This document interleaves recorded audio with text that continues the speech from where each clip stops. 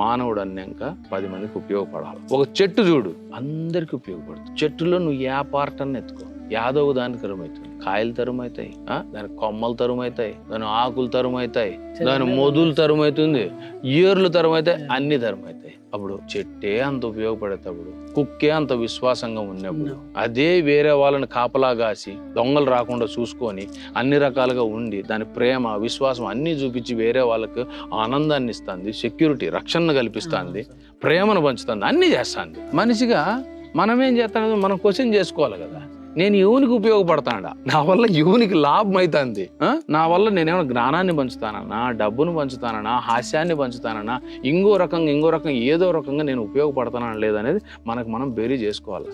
అది వేసుకున్న పొద్దు మనం ఏందనేది తెలుస్తుంది.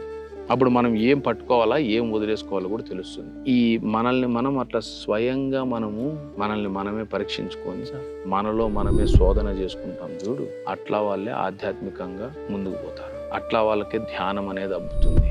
అట్లా వాళ్ళలోనే ఆ దైవత్వం ఎప్పుడూ తొణికిసలాడుతూ ఉంటుంది. ఆ దైవత్వమే పరమాత్మ తత్వం.